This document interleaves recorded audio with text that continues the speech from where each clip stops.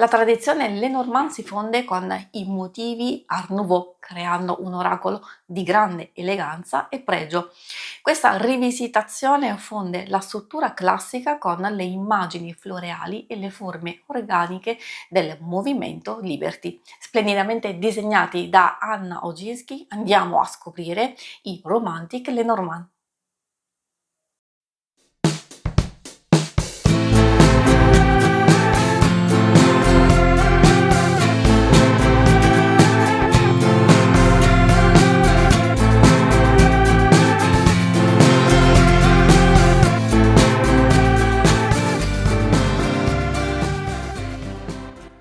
Ciao a tutti amiche e amici di YouTube, io sono Angela e questa è la Taroteca di Exoteric World. È con questo nome che mi trovate sui social. Ci tengo a dirvi che subito dopo l'analisi delle sibille ci sarà uno slideshow in cui le mostrerò tutte e 37 a tutto schermo, in modo da darvi l'opportunità di apprezzarle ulteriormente.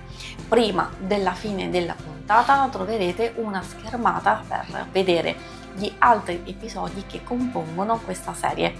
Se il video vi sarà piaciuto e vorrete sostenere il mio lavoro, potete farlo iscrivendovi o abbonandovi al canale.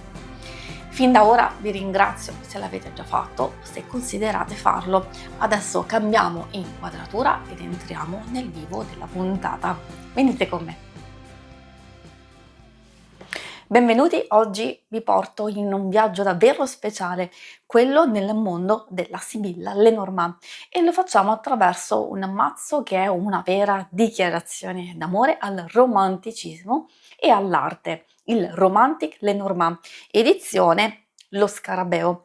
Questo mazzo nasce dalla collaborazione tra l'artista Anna Oginski, che ha scelto di interpretare le 36 carte classiche della Lenormand più una con lo stile elegante e sinuoso dell'Art Nouveau, e Marina Miranova, autrice dei testi del libretto, che accompagna le immagini con riflessioni e indicazioni pratiche.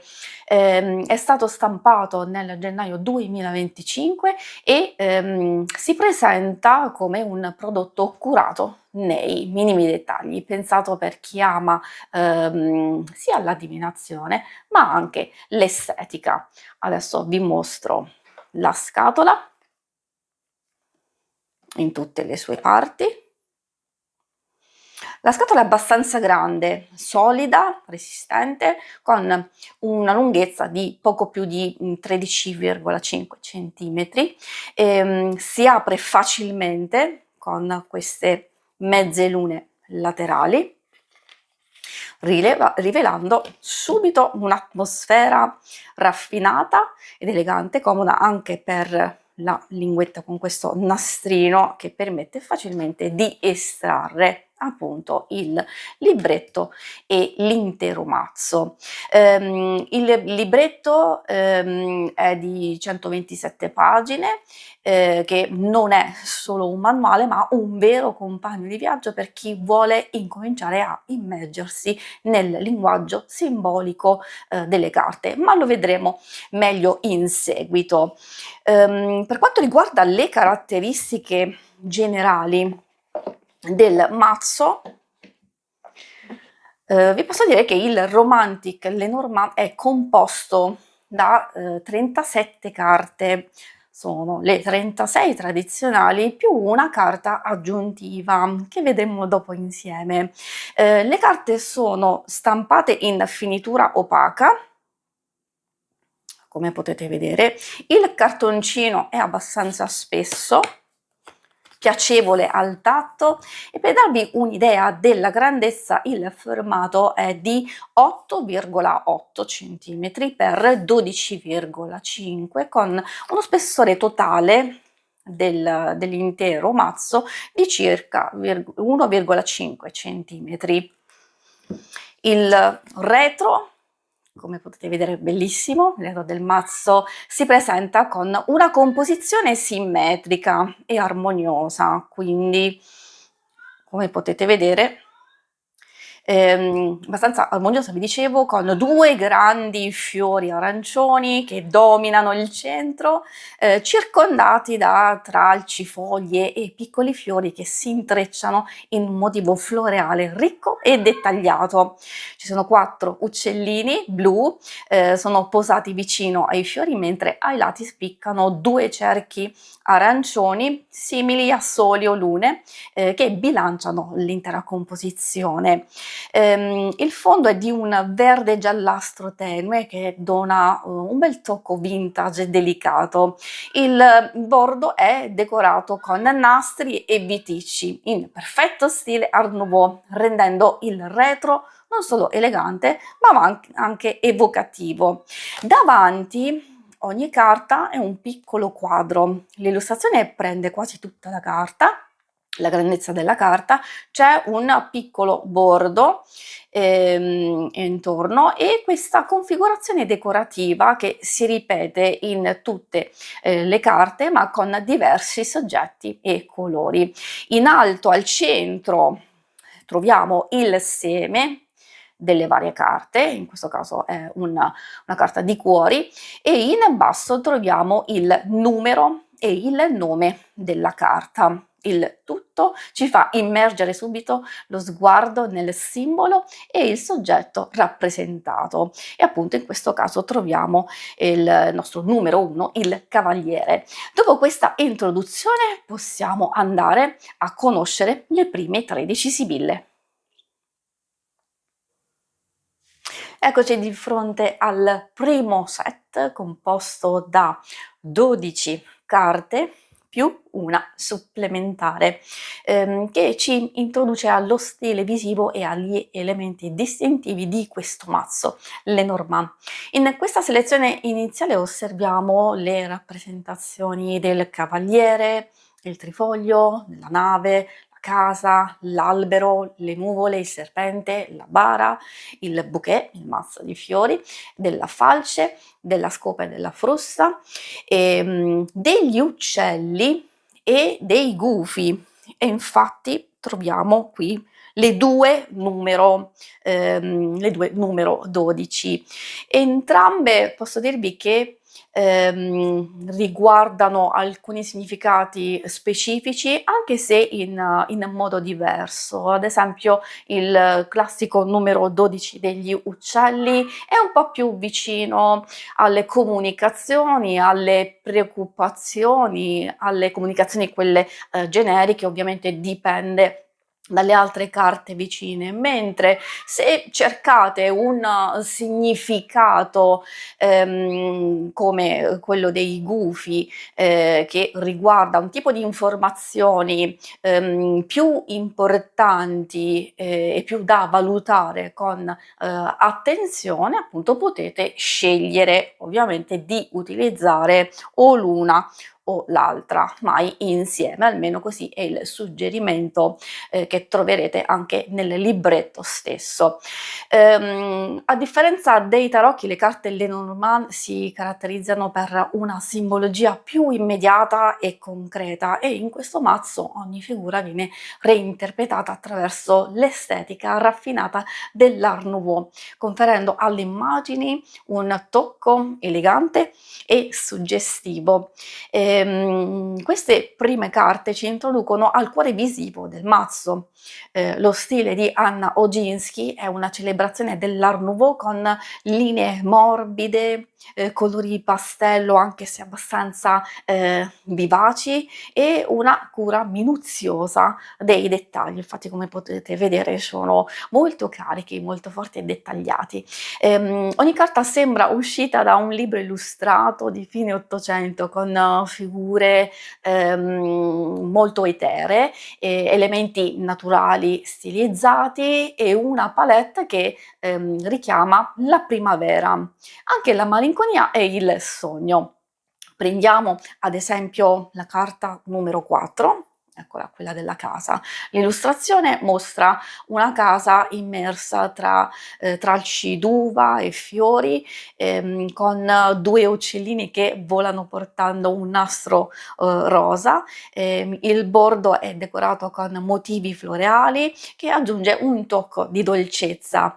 La scena è serena, accogliente e trasmette il senso di protezione e stabilità che questa carta rappresenta proprio nella tradizione Lenormand. Quindi come vedete sono anche molto evocative, quindi anche per chi non conosce proprio il significato della carta può iniziare ad osservare le carte e trarre le prime informazioni proprio ascoltando le proprie intuizioni. Diciamo che l'artista Oginski riesce a reinterpretare i simboli classici senza snaturarli, ma donando loro una nuova vita visiva. C'è una delicatezza che non indebolisce il messaggio, ma lo rende più accessibile, più umano. È un mazzo che parla al cuore, ma anche all'occhio. Passiamo adesso ad esplorare il secondo gruppo di carte. Eccoci di fronte al secondo gruppo dove troviamo, a partire dalla 13ª carta, il fanciullo, la volpe, l'orso, le stelle, la cicogna, il cane, la torre, il giardino, troviamo la montagna, il sentiero, poi i topolini e il cuore. In compagnia di questo gruppo ci concentriamo sull'uso pratico del mazzo, quindi effettivamente a cosa serve e come usarlo. Il Romantic Lenormand è pensato per la divinazione quotidiana, per letture intuitive, ma secondo me è anche molto adatto per chi ama la meditazione visiva. È un mazzo che si presta sia a stese semplici, soprattutto se siete alle prime armi, come la lettura a 3 carte, sia a stese più complesse, ovviamente man mano si arriva al grand tableau. Mostro ora il libretto che abbiamo già visto prima, però adesso lo vediamo meglio insieme, che è davvero ben fatto per iniziare a conoscere questo mondo. È composto da 127 pagine divise in 4 lingue, abbiamo l'inglese, l'italiano, lo spagnolo e il portoghese. Consiglio di leggere e studiare la parte in inglese che è più lunga e più esaustiva rispetto alle altre, quindi purtroppo anche rispetto alla parte italiana. Marina Miranova ha scritto testi che non solo spiegano il significato delle carte, ma offrono anche spunti e riflessioni interessanti, anche per l'analisi di alcune combinazioni che troverete all'interno. Ogni carta è accompagnata da una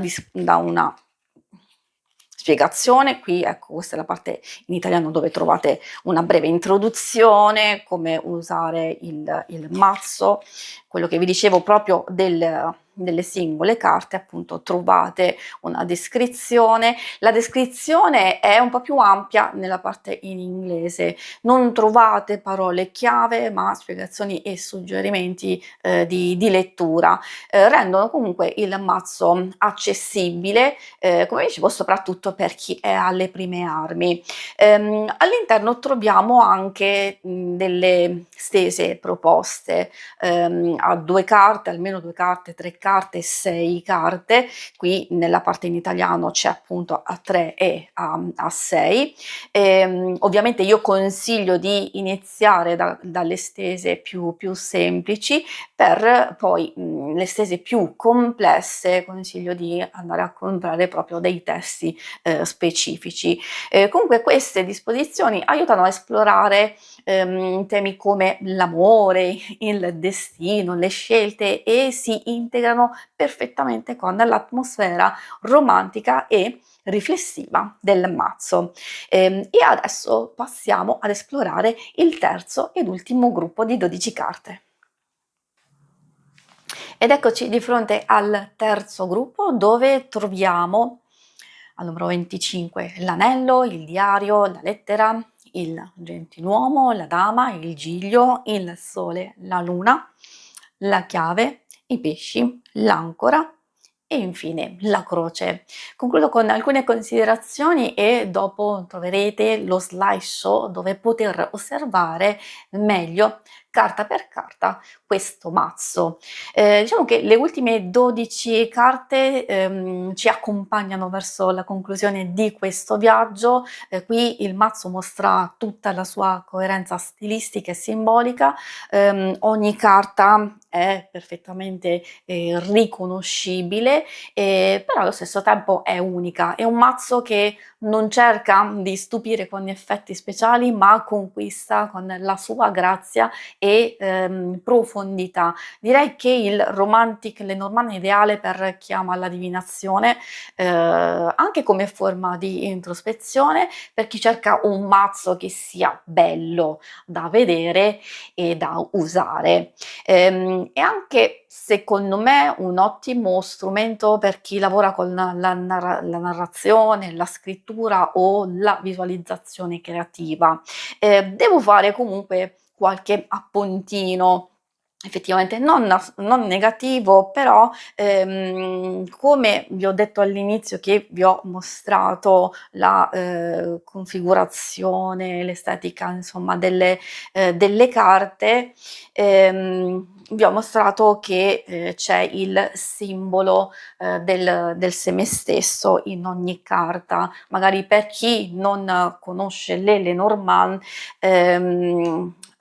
sono dotate in origine anche dei semi stessi. Infatti qui abbiamo il cavaliere che è un 9 di cuori, il 2 che è un 6 di quadri, eccetera, e via discorrendo. Quindi effettivamente è stato inserito il riferimento del seme stesso della carta, però in realtà manca proprio il numero stesso che si può anche leggere come significato. È vero che negli ultimi anni si è perso questo tipo di significato, però c'è anche la doppia lettura sia della carta stessa sia appunto in riferimento anche della carta da gioco, giusto per farvi un esempio della croce, che sarebbe il 6 di fiori, cioè tendenzialmente la croce è una carta abbastanza negativa, perché indica un periodo di dolore, di sacrificio, di delusioni, di rinunce, eccetera. Il 6 di fiori è meno nefasto, comunque conserva un significato negativo che può parlare di un periodo di alti e bassi, di insoddisfazioni, però vicino a carte molto positive effettivamente diventa, diciamo, prende un'accezione di vittoria, comunque di liberazione e anche conquista, seppur impegnativa e quindi anche sofferta. Questo è per darvi giusto un'infarinatura. Ovviamente se volete conoscere e approfondire qualche significato, vi ricordo che sul mio canale trovate l'intero corso Lenormand, dove troverete appunto tutti questi significati. In conclusione, questo mazzo è una piccola opera d'arte che unisce tradizione e innovazione, bellezza e significato. Quindi se amate le Lenormand e cercate un mazzo che vi parli con dolcezza e intensità, secondo me il Romantic Lenormand potrebbe essere proprio quello che fa per voi. Si conclude qui in questa puntata della Taroteca. Grazie di cuore per essere stati con me. Se vi è piaciuta questa recensione lasciate un commento, condividete il video e fatemi sapere quale carta vi ha colpito di più. Potete anche seguirmi su Instagram e TikTok per contenuti extra e aggiornamenti. Vi aspetto ai prossimi video. Ciao a tutti!